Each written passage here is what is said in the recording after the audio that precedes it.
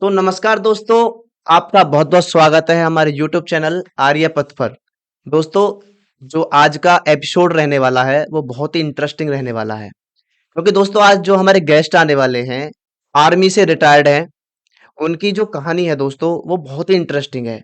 एक गरीब फैमिली से, एक सामान्य फैमिली से उठकर आर्मी में एक अच्छी पोस्ट पर जाना, लाइफ में इतना बड़ा स्ट्रगल, ऐसी-ऐसी जगहों पर जाना, जहाँ पर जान को खतरा और कह सकते हैं कि भारत में जहाँ आतंकवाद पीक पर रहता है, ऐसी जगहों पर आपने स्ट्रगल किया, ऐसी जगह पर आपकी जॉब रही। बहुत-बहुत स्वागत करते हैं कर्नल बीसी यादव जी का। सर, आपका बहुत-बहुत स्वागत है हमारे यूट्यूब चैनल पर। धन्यवाद आर्यपथ के चलाने वाले आप सब लोगों का बहुत बहुत धन्यवाद। सर, जब आपने पहली बार आर्मी की जो ड्रेस होती है, आर्मी की जो वर्दी होती है, उसको पहना था, तब आपकी उस समय की फीलिंग्स क्या-क्या थी? उस समय की फीलिंग बहुत अच्छी थी, लेकिन एक पछतावा था कि हम तो जो है ना एक्चुअली इंजीनियर बनने के लिए आए थे। हमें यहाँ पर जो है ना क्राफ्टमैन बनेंगे, जो है ना अब क्राफ्टमैन बनेंगे। हुँ, हुँ। तो और थोड़ा ऊपर उठना चाहते थे, जो हुँ, हुँ। और ऊपर उठना चाहते थे। और इसलिए उसी टाइम ये मन में सोच लिया था कि हमने और मेहनत करना है और ऊपर उठना है। सर, जैसे अभी आपने बताया कि आपकी जी पोस्टिंग नागालैंड रही, असम रही और ये हॉटस्पॉट एरिया जो था जम्मू कश्मीर, इसमें भी आपकी पोस्टिंग रही। जी। तो सर, कौन-सी ऐसी जगह रही जहाँ पे आपको कह सकते हैं कि ज़्यादा परेशानियों का सामना करना पड़ा? कुपवाड़ा बहुत ही परेशानियों वाली जगह थी। आतंकवाद उस समय चरम सीमा पर था। ये मैं बात कर रहा हूँ 95, 96, 96, 97 की। आतंकवाद चरम सीमा पर था। बर्फ भी पड़ती थी, हुँ, हुँ। मौसम भी मुश्किल होता था, लेकिन आतंकवादियों का सामना भी करना पड़ता था। उस समय जो हमारी परेशानियां होती थी, हमारी जिम्मेवारी होती थी हर जगह कम्युनिकेशन प्रोवाइड करना। मैं कोर ऑफ सिग्नल्स में था जी, सर। और इतने डिफिकल्ट वेदर कंडीशंस में भी कम्युनिकेशन कम्युनिकेशन प्रोवाइड करना हर जगह, हर पोस्ट पर, हर हेडक्वार्टर में काफी चैलेंजिंग काम हुआ करता था। वहाँ फिजिकली जाना भी पड़ता था। मौसम खराब होने से कम्युनिकेशन डिस्टर्ब हो जाता था, लेकिन फिर भी हम लोग लगे रहते थे और फौज को कम्युनिकेशन प्रोवाइड करते थे जो है। सर, जैसे आपकी बटालियन रहती थी वहाँ पे, जी तो बटालियन में बहुत सारे ऑफिसर्स एक साथ रहते थे और आपका क्योंकि पोस्ट ऊपर थी, तो जैसे कह देते हैं ना परिवार का एक हेड होता है, तो आप हेड रहते थे वहाँ पे सारी फैमिली के। तो सर, वहाँ का माहौल कैसा रहता था? वो लोग एक दूसरे से कैसे परिवार की तरह इंटरेक्ट करते थे? कैसी फीलिंग्स रहती थी वहाँ पे? अब बहुत अच्छी फीलिंग होती थी। एक्चुअली हम मैं उस टाइम पर मेजर की पोस्ट पे था। हमारे से भी सीनियर लोग थे हम्म, हम्म। जो कि परिवार के हेड होते हैं, तो वो थे। और उनके अंडर रह कर के बहुत अच्छा होता था।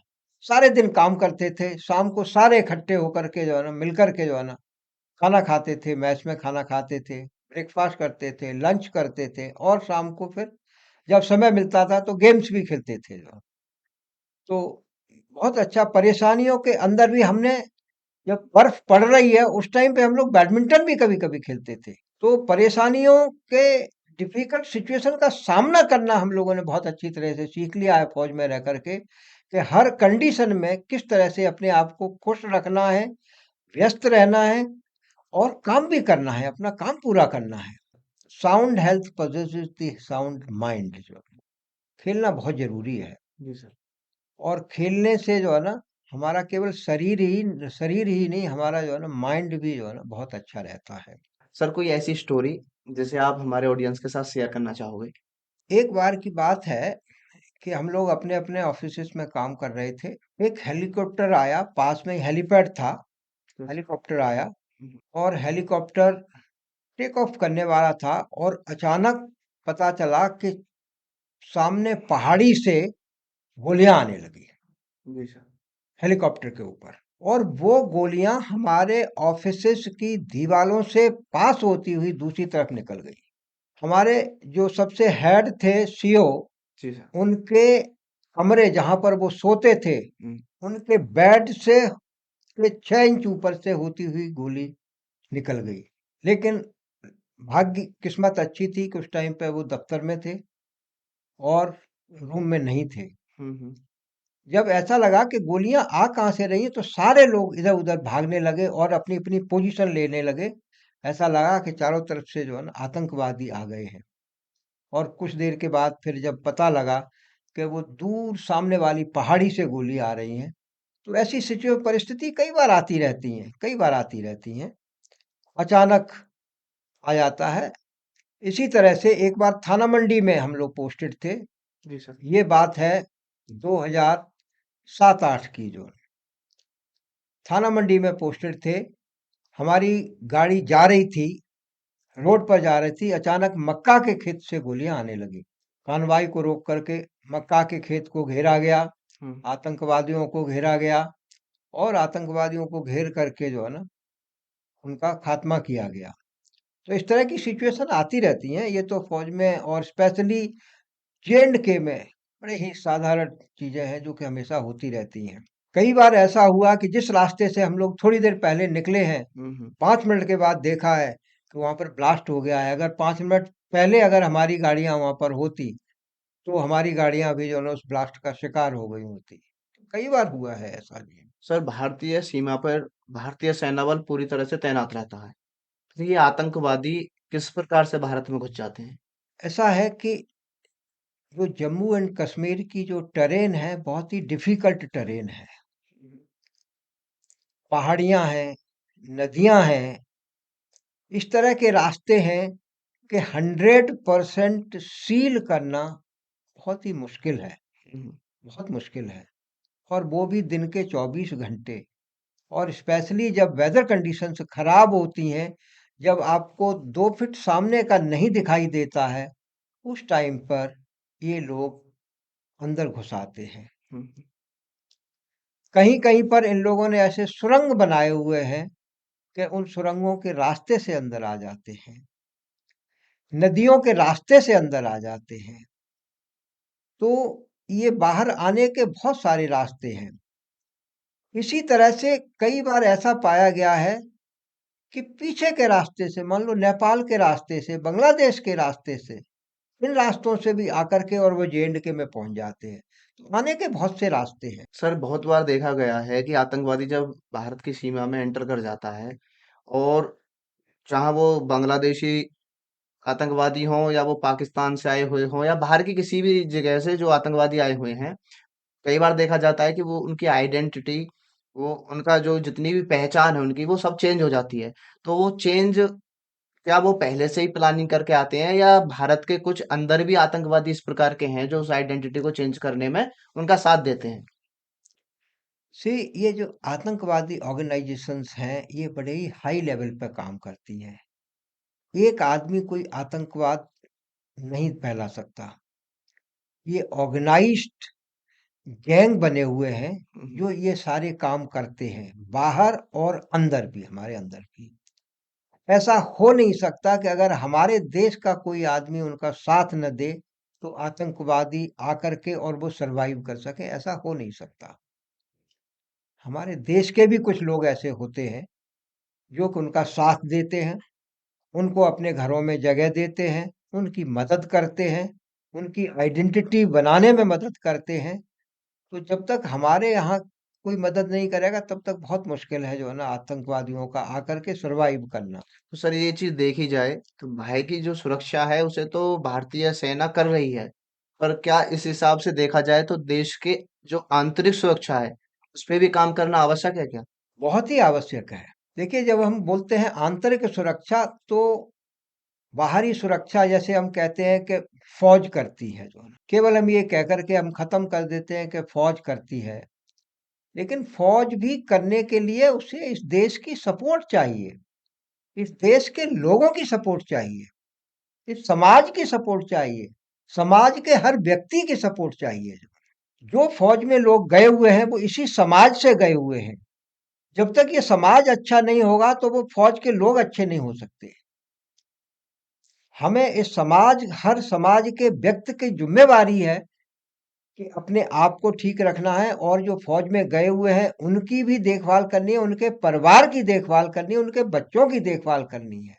और स्पेशली जब हम रिटायर होकर के आ जाते हैं, पूरी ज़िंदगी हम देश की सीमा पर रह कर के देश की सुरक्षा करते हैं और रिटायर होने के बाद ये हमारी ज़िम्मेवारी हो जाती है, रिटायर्ड लोगों की भी ज़िम्मेवारी हो जाती है। ये हमेशा टू वे कम्युनिकेशन है, टू वे ट्रैफ़िक। हुँ, हुँ। समाज ने हमें दिया, उसकी वजह से हम बाहर जाते हैं, फ़ौज में जाते हैं, हुँ, हुँ। जवान बनते हैं, जेसीओ बनते हैं, अफ़सर बनते हैं। ये देन तो समाज की है। जी सर। अब हमारी भी सबकी ज़िम्मेवारी बनती है कि हम वापस समाज को भी कुछ दें, चाहे वो सर्विस के दौरान या सर्विस के बाद। अगर सर्विस के बाद हम आकर के हाथ पर हाथ रख कर के बैठे, तो वो बात ठीक नहीं है। आने के बाद हमें समाज के अब सबसे पहले अपनी परिवार को ऊपर उठाएँ, उसकी सुरक्षा करें। उसके बाद अपने समाज की सुरक्षा करें, अपने गाँव की सुरक्षा करें। उसके बाद अपने जिला की सुरक्षा के बारे में सोचें और इस तरह से जो है ना अभी हम आगे चल कर के अपने देश की सुरक्षा के बारे में सोच सकते हैं। अगर समाज का हर एक व्यक्ति, प्रत्येक व्यक्ति जागरूक है कि समाज के अंदर कोई भी ऐसी गतिविधि नहीं हो रही है जो हमारे देश के खिलाफ है, हुँ, हुँ। तो हमारा देश हमेशा-हमेशा के लिए सुरक्षित हो सकता है। लेकिन ऐसा होता नहीं है। क्यों नहीं होता है? कि हमारे समाज में ही कुछ लोग ऐसे होते हैं, हुँ। जो कि ऐसी गतिविधियों में इन्वॉल्व होते हैं, जो देश के खिलाफ होती हैं। हमें ऐसी गतिविधियों को रोकना है और ये हम सबकी ज़िम्मेवारी है। हम ये कह कर के नहीं टाल सकते कि ये तो होम मिनिस्ट्री में आता है, ये होम मिनिस्ट्री का काम है या ये स्टेट पुलिस का काम है, जिन्हें लॉ एंड ऑर्डर देखना। हुँ, हुँ। हम सबकी ज़िम्मेवारी है कि हमें लॉ एंड ऑर्डर फ़ॉलो करना चाहिए और हम सब अगर मिल के फ़ॉलो करेंगे, तो सरकार का काम बहुत आसान हो जाएगा। देश के होम मिनिस्ट्री का काम बहुत आसान हो जाएगा। देश के प्राइम मिनिस्टर का काम बहुत आसान हो जाएगा। हम अगर ये सोचते रहे कि ये तो सब सरकार की ज़िम्मेवारी है या प्राइम मिनिस्टर की ज़िम्मेवारी है, तो ये बात ठीक नहीं है। सर, समाज सेवा में अगर कोई आदमी समाज सेवा करने के लिए कार्य कर रहा है, तो उसके लिए कई रूल्स का पालन करना पड़ता है, कई चीज़ों का ध्यान रखना पड़ता है। जैसे कह सकते हैं हम लीड करना, अनुशासन, बहुत ऐसी चीज़ होती हैं कि अगर कोई समाज सेवा कराना चाह रहा है तो उसको इन चीज़ों का ध्यान रखते हुए वो काम करेगा, तो ही उसका काम सक्सेसफुल होगा, तो इसका काम अच्छे रास्ते पे जाएगा। लेकिन सर जो आर्मी ऑफिसर्स हैं, वो पहले से ही वेल एजुकेटेड भी हैं, अनुशासित भी हैं, लीड भी कर सकते हैं। तो सर अगर जो रिटायर्ड आर्मी ऑफिसर है, वो जैसा अभी आप बता रहे थे कि हाथ पे हाथ ना रख के वो बाह्य सुरक्षा तो वो कराए और उनके स्थान पर दूसरे जो अफ़सर हैं, दूसरे जो हमारी भारतीय सेना के जो भी अधिकारी हैं, वो पहुँच गए। पर रिटायर्ड होने के बाद जब वो देश के अंदर आ जाते हैं और लीड कर सकते हैं, वो वेल एजुकेटेड भी हैं, अनुशासित भी हैं। तो सर क्या वो देश की आंतरिक सुरक्षा को लेकर कार्य नहीं कर सकते? बिल्कुल कर सकते हैं और करना चाहिए, बट किस तरह से करना चाहिए, ये बहुत ज़रूरी है। जी सर। रिटायर होने के बाद सामाजिक गतिविधियों में खुद इन्वॉल्व होना पड़ेगा। लोगों की परेशानियों को पहले समझना पड़ेगा और समदृष्टि से, समदृष्टि का मतलब है कि हर एक के साथ समान व्यवहार करके हमें काम करना चाहिए और अगर हम समान व्यवहार करके काम करेंगे तो अपने आप लोग आपको फॉलो करने लगेंगे जो ना। सर यहाँ पे जो हमारा भारत है, यहाँ की जो संस्कृति है, पहले से ही बड़ी श्रेष्ठ संस्कृति रही है। यहाँ पे स्टार्टिंग से ही ये चलता है कि सर्वे भवन्तु सुखिनः, सभी सुखी रहें। तो सर भारत में देखते हैं कि जो हिंदू कल्चर है वो यहाँ पे बहुमूल्य है। उसकी जो संख्या है बाकी समाज से, बाकी जो पंथ हैं उनसे ज्यादा है। तो सर यहाँ के जो हिंदू संस्कृति के लोग हैं, अगर उनके पुरखों को देखा जाए तो पुरखों को अगर हम देखते हैं तो बलिदान, सेक्रीफाइस की कहानी हमेशा हमारे आगे आती रहती है। पुरखों को देखते हैं सर तो भारत के लिए हमेशा कार्य करते रहना, अपने देश के लिए कार्य करते रहना, ऐसा हमारे पुरखों ने किया है। परंतु आज का जो हिंदू युवा है, उसे अपने जो इतिहास रहा है, उसे छोड़ के अन्य बातों पे ध्यान वो दे रहा है। सर जब तक किसी भी देश की जो मेजॉरिटी वाली जो वो है, क्या कह सकते हैं, मेजॉरिटी वाले जो लोग हैं वो एक प्रकार की सोच लेके देश के लिए काम नहीं करेंगे, तब तक तो देश की जो आंतरिक सुरक्षा वो हो नहीं पाएगी।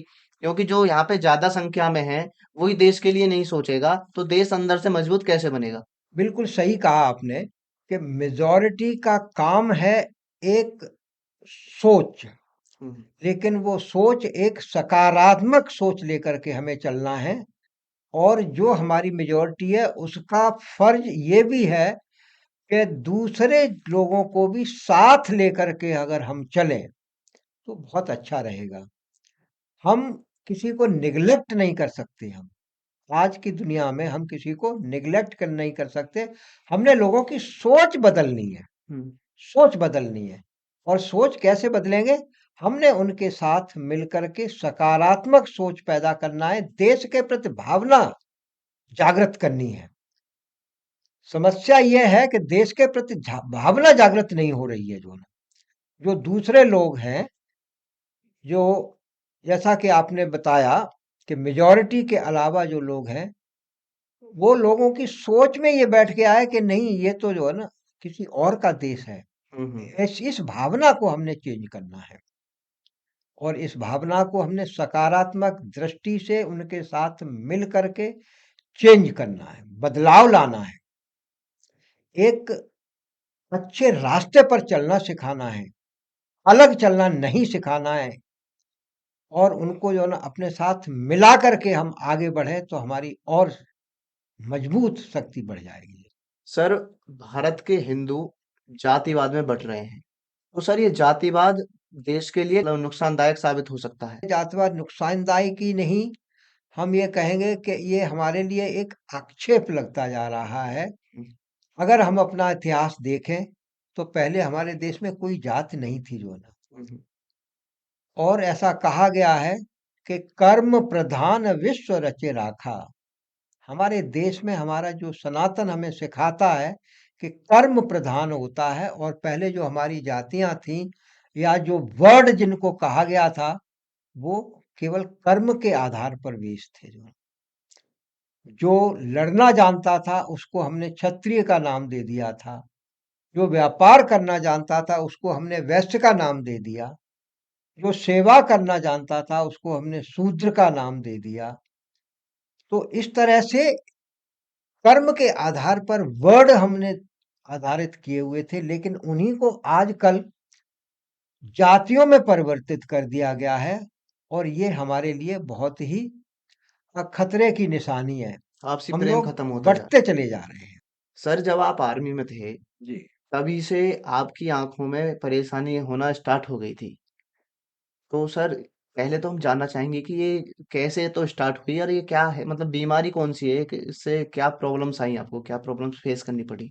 मेरी आंखों की जो समस्या है इसको बोलते हैं रेटिनाइटिस पिगमेंटोसा। जब मैंने फौज में ज्वाइन किया तो बहुत ही डिटेल्ड मेडिकल होता है। जब पहले मेडिकल हुआ था 1974 में, जब मैंने एज ए चाइल्ड जो है ना अप्रेंटिसशिप जब हमने ज्वाइन की थी, बच्चे वाली उसमें मैंने भर्ती हुआ था। हम्म।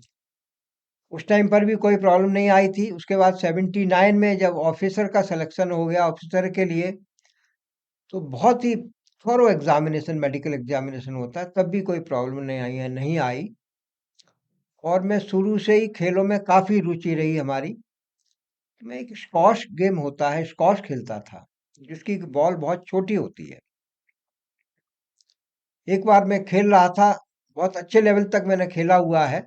हमारा बच्चा बड़ा हो रहा था तो उसको मैं सोच रहा था सिखाने की, स्क्वॉश सिखाने की। तो जब वो बड़ा हो गया तो एक दिन हम दिल्ली में ये स्क्वॉश खेल रहे थे, तो वो जब जोर से हिट करता था तो मैं कभी-कभी बॉल को मिस करने लगा। मिस करने लगा, एक बार मिस हुआ, 2 बार हुआ, 1 दिन हुआ, 2 दिन हुआ।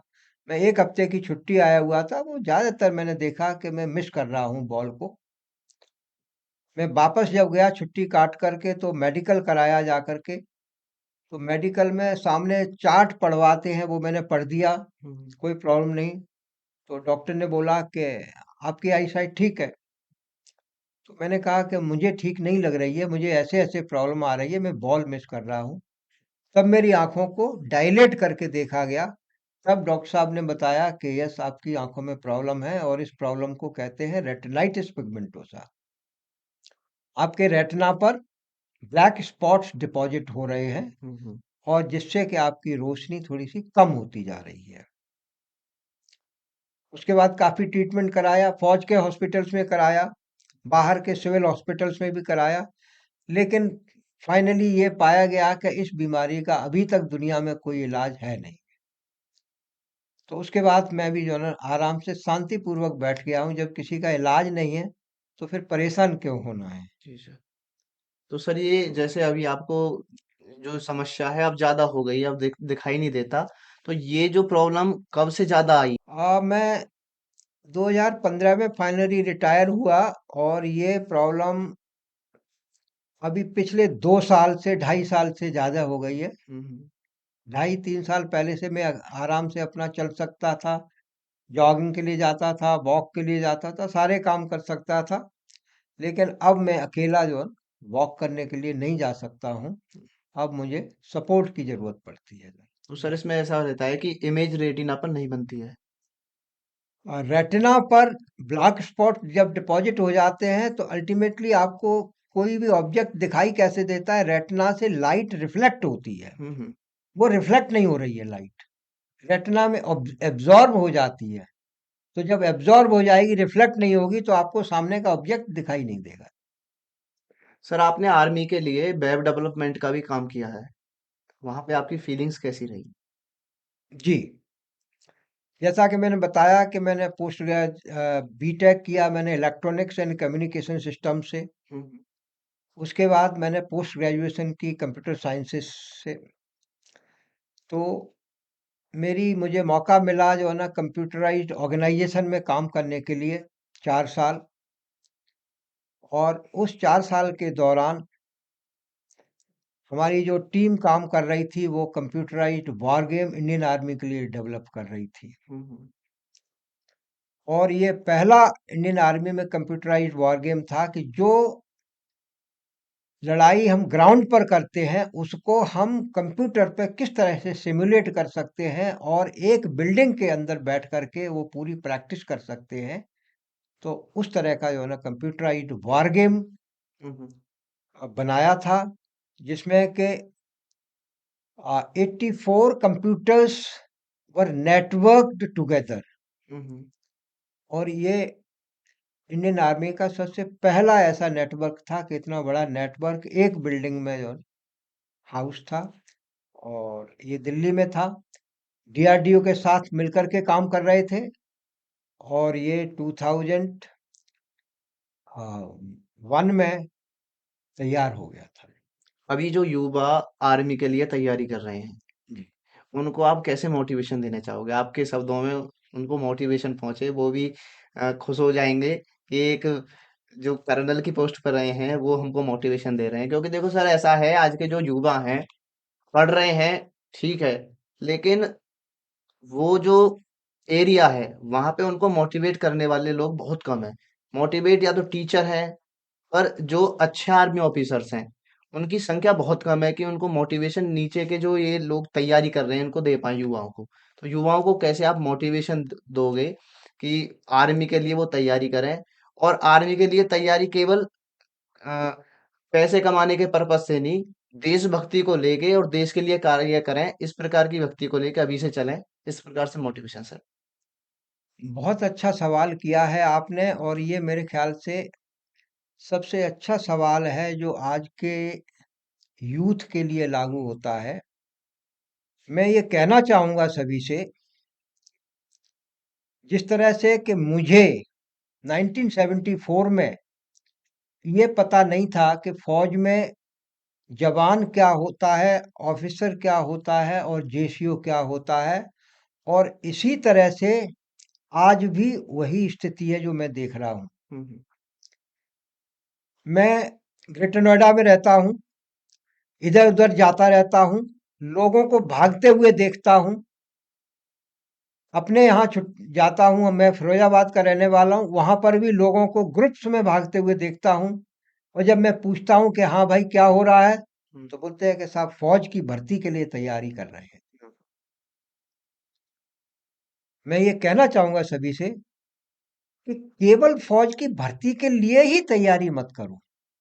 अगर आपने 12th कर लिया है, तो उससे ऊपर भी आप कर सकते हो। 12th करने के बाद आप ऑफ़िसर्स के लिए भी फ़ॉर्म भर सकते हो। मुझे नहीं पता था कि 1974 में कुछ एनडीए भी होता है। हुँ, हुँ। लेकिन आजकल इतना सारा मीडिया अवेलेबल है, कम्युनिकेशन सिस्टम्स अवेलेबल हैं, आप सब लोगों को पता होना चाहिए कि केवल एक सिपाही की भर्ती के अलावा भी और क्या-क्या रास्ते हैं। अगर कोई टेक्निकल ग्रेजुएट है, तो उसके लिए अलग से वैकेंसी है। पोस्ट ग्रेजुएट है, तो उसके लिए अलग से वैकेंसीज़ हैं। नॉर्मल ग्रेजुएट है, उसके लिए अलग से वैकेंसीज़ हैं। तो इन सभी के लिए हमें तैयारी करना चाहिए, केवल एक सिपाही की भर्ती के लिए क्यों? एक हमारा दायरा लिमिटेड हो जाता है और वहाँ पर जो है ना बहुत सारी भीड़ इकट्ठी हो जाती है हुँ, हुँ। और जिससे कि बहुत कम लोगों को उसमें मौका मिल पाता है। अगर दूसरे एरियाज़ के लिए भी मान लो आजकल भर्ती हो रही है एज ए जेसीओ भी ज्वाइन करते हैं, पोस्ट ग्रेजुएट भी ज्वाइन कर रहे हैं, एयरफोर्स में भी ज्वाइन कर रहे हैं, ग्रेजुएट ज्वाइन कर रहे हैं, टेक्निकल ग्रेजुएट ज्वाइन कर रहे हैं और हमारे यहाँ के हमने युवा देखे हैं, इंटरमीडिएट भी हैं, ग्रेजुएट हैं, हुँ, हुँ। टेक्निकल ग्रेजुएट हैं, पोस्ट ग्रेजुएट हैं, वो भी सब किसके लिए लगे हुए हैं कि मैंने फौज में भर्ती होना है। मैं ये कहना चाहूँगा सभी से कि उसके लिए भी तैयारी करो, मैं मना नहीं कर रहा हूँ, लेकिन उसके साथ-साथ और भी कई रास्ते हैं, उससे ऊपर भी रास्ते हैं, उनके लिए भी तैयारी करो जिसमें और आपको जल्दी मौका मिल सकता है और अच्छा रास्ता मिल सकता है, अच्छी तरक्की हो सकती है। सर, ये जो बच्चे हैं, आज का जो यूथ है, वो या तो गवर्नमेंट सेक्टर के लिए तैयारी कर रहा हो या प्राइवेट सेक्टर में जॉब कर रहा हो। उसकी एक बात निकल के आती है कि देश में बेरोज़गारी बढ़ रही है। तो सर, ये बेरोज़गारी की समस्या को आप किस नज़रिए से देखते हो? बेरोज़गारी की समस्या कोई सी भी सरकार आ जाए, इतनी आसानी से हल हो नहीं सकती। हम सरकारों को ब्लेम करते रहते हैं, हमें सेल्फ एम्प्लॉयमेंट के ज़रिए ढूँढना चाहिए। हमें खुद के काम करने की कोशिश करनी चाहिए। हर आदमी को सरकारी नौकरी नहीं मिल सकती, ये हम सबको पता होना चाहिए, मालूम होना चाहिए। और हमें मालूम कब पड़ता है, जब हम बहुत सारी कोशिश कर लेते हैं और नहीं मिल पाती है, क्योंकि हर आदमी को मिल नहीं सकती है। हुँ, हुँ। और उसमें कई सालें निकल जाती हैं, लोगों को तैयारी करते-करते निकल जाती हैं, बहुत सारा अपना समय बर्बाद कर देते हैं, बहुत सारा पैसा बर्बाद कर देते हैं और उसके बाद अंत में होता ये है कि बहुत सारे लोग रह जाते हैं। अगर कुछ लोग शुरू से ही सेल्फ एम्प्लॉयमेंट अपना खुद काम करने की भले ही आजकल खेती भी एक बिज़नेस हो गया है। जितनी अच्छी तरह से हम टेक्निकल ढंग से खेती करें, हुँ, वो भी एक अच्छा कमाई का ज़रिया बन जाता है। उसके अलावा कोई भी चीज़ बनाने का ज़रिया, हुँ, हुँ, प्रोडक्शन करने का ज़रिया, जिस तरह से कि हमारे आजकल प्रधानमंत्री की सोच है कि मेक इन इंडिया, हुँ, हुँ। हम कुछ भी बनाएँ। हमारे देश में जनसंख्या इतनी है, कुछ भी आप बनाना शुरू कर दें और वो हमारे देश में निश्चित ही रूप से जो है ना इस्तेमाल हो जाएगी जो। मार्केट में उतर सकती है। बिल्कुल हो सकती है, मार्केट में उतर जा सकती है और उसकी खपत भी बढ़ सकती है। हुँ, हुँ। तो हमें कुछ न कुछ बनाने की, कुछ ऐसी चीज़ बनाने की से जिससे कि हम अपने आप को जॉब दें और 10 लोगों को और भी जॉब दें, बहुत ज़रूरी है। सर, फिर भी देखा जाए तो गवर्नमेंट जो सेक्टर की जॉब जो निकलती हैं भर्तियाँ, वो पहले की अपेक्षा में निकलना अब बहुत कम हो गई हैं। तो इसके लिए आप सरकार को कुछ कहना चाहोगे? क्योंकि युवा पीढ़ी भी जो यूथ है जो गवर्नमेंट सेक्टर के लिए तैयारी कर रही है, वो इस बात को लेके बहुत परेशान है। ये केवल एक समझ का चक्कर है, वैकेंसियाँ कम नहीं निकलती हैं, वैकेंसियाँ उतनी ही निकलती हैं, लेकिन पहले लोग कम थे उनको पाने के लिए, आजकल लोग ज़्यादा हैं उनको पाने के लिए, नंबर 1। नंबर 2, आपकी बात से मैं सहमत हूँ कि सरकार सरकार अभी तक हमारे देश में बदलती रही है। हुँ, हुँ। स्थायी सरकारें नहीं, कभी कांग्रेस की आ गई, कभी बीजेपी की आ गई। अब पिछले 10-12 साल से आपने देखा है कि एक स्थायी सरकार है, तो अब जो भी सरकार सोच रही है वो लॉन्ग टर्म प्लानिंग सोच रही है। हम्म। लॉन्ग टर्म प्लानिंग कि किस तरह से हम जॉब ज़्यादा क्रिएट कर सकते हैं, बट सरकार की एक लिमिटेशन है। हमें सरकार को सपोर्ट करना चाहिए, ना कि सपोर्ट सरकार को क्रिटिसाइज़। क्रिटिसाइज़ करो, लेकिन in a supporting manner, in a hmm. Constructive manner. Hmm. Criticise करना बहुत अच्छी बात है, but not in negative manner. हमें जो है ना कंस्ट्रक्टिव मैनर में सपोर्ट करते हुए और इस तरह से मदद करना चाहिए कि हम सरकार की क्या मदद कर सकते हैं। अगर जिस दिन हम सब लोग ये सोच लेंगे कि हम सरकार की किस तरह से मदद कर सकते हैं, उस दिन हमारा ये देश और अच्छी तरह से आगे बढ़ने लगेगा। सर आपके नजरिए में कोई ऐसी बात है जो आप सरकार से कहना चाहो कि अगर आप इन चीजों को लेके आते हो तो ये देश के लिए कुछ अच्छा साबित हो सकती है? देश के लिए जैसे कि प्रधानमंत्री जी ने बताया है मेक इन इंडिया प्रोग्राम को अच्छी तरह से इम्प्लीमेंट करना चाहिए जो है, जिससे कि हमारे देश में अधिक से अधिक एम्प्लॉयमेंट जनरेट होगा। दूसरा, जो ट्रेनिंग एक गवर्नमेंट की तरफ से जो है ना अभी वैसे चल रही है ट्रेनिंग, उसको और कारगर बनाना है। एक इस तरह की ट्रेनिंग देनी है कि वो ट्रेनिंग देने के बाद वो यूथ, वो बच्चा फिर घर ना बैठे, हम्म। कुछ न कुछ या तो अपना करे, और अपना नहीं करे तो फिर सरकार उसके लिए कुछ न कुछ इंतजाम करे जो है ना। इस तरह की ट्रेनिंग हमें जो है ना बेस करना चाहिए, आधारित करना चाहिए। सर अभी जो ट्रेंड का टॉपिक चल रहा है वह बोर्ड की प्रॉपर्टी। भारत में सबसे ज्यादा प्रॉपर्टी इस समय या तो सेना के पास में है, रेलवे के पास है, या उसको छोड़ के फिर ये वक्फ के पास है। तो सर इस जो ये जो प्रॉपर्टी वक्फ के पास है, इसको आप किस नजरिए से देखते हो कि ये देश के लिए क्या हानिकारक है या इस पे ध्यान नहीं देना चाहिए सरकार को? ये देखिए बहुत ज़रूरी है, सरकार को ध्यान देना बहुत ज़रूरी है, और अंत में जो सरकार का फैसला है उसे हम सबको मान्य करना चाहिए जो।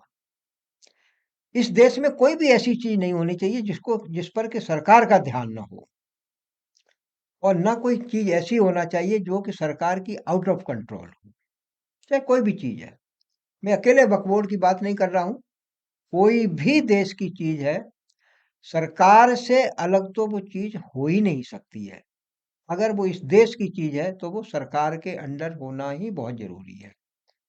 जहाँ तक प्रॉपर्टी का सवाल है, वो अंडर डिस्प्यूट चल रहा है। वो अभी उसके ऊपर बिल चल रहा है। जो सरकार में पास होता है, जिस तरह से जो भी सरकार में पास होता है, कोर्ट में पास होता है, जहाँ पर भी इसका अंतिम फैसला होता है, और वो हम सबको मान्य करना चाहिए। जो भी फैसला होता है, हम सबको, सभी भारतवासियों को, हम किसी एक आदमी को आइडेंटिफाई करके नहीं कहना चाहिए, हमें पूरे भारतवासियों को, अगर सरकार का फैसला है तो वो भारत सरकार का फैसला है, ना कि किसी अन्य सरकार का। और भारत सरकार का फैसला हर एक भारतवासी को मानना चाहिए, उसमें किसी को कोई शक नहीं होनी चाहिए। ये जो अग्निवीर की भर्तियां हुई सर, जी। उसमें यूथ ने बहुत तो कह सकते हैं नाराजगी जताई। बहुत ने ये भी बोला कि ये देश के लिए अच्छी साबित हो सकती है। तो सर अग्निवीर आपके नजरिए में किस प्रकार से ठीक है, और अगर उसमें कुछ कमियां हैं तो वो किस प्रकार सुधारी जा सकती हैं? देखिए, हर कॉइन के दो पहलू होते हैं।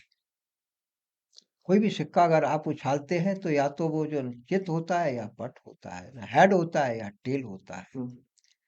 इसी तरह से दुनिया में कोई भी काम है, कुछ उसके एडवांटेज होते हैं और कुछ उसके डिसएडवांटेजेस होते हैं।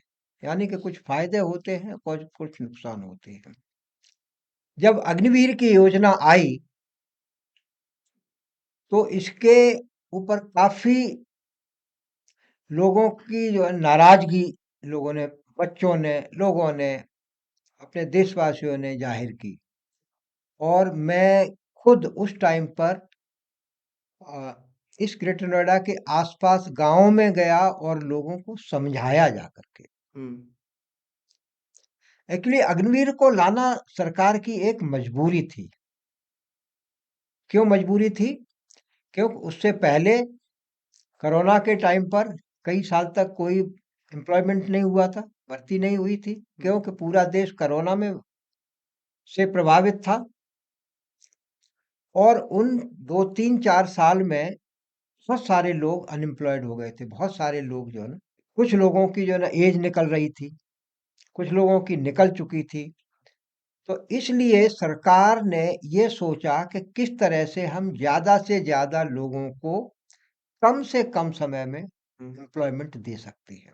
और उसके लिए इस योजना को निकाला, जिसका नाम दिया उन्होंने अग्निवीर, जो है कि इससे ज़्यादा, अधिक से अधिक बच्चों को एम्प्लॉयमेंट दे सकते हैं। और एम्प्लॉयमेंट देने के बाद उनको फाइनेंशियली सपोर्ट मिल सकती है, जो कि उन्होंने लिख कर के दिया कि इतना पैसा उनको 4 साल के बाद मिलेगा, और जिससे ये बच्चे बाहर जा कर के अपना सेल्फ एम्प्लॉयमेंट का ज़रिया ढूँढ सकते हैं। अगर मान लो 100 बच्चे भर्ती हुए, तो उसमें से 25 तो उन्होंने कन्फर्म किए थे कि 25 को तो रख लिया जाएगा, और 75 बाहर आ जाएँगे।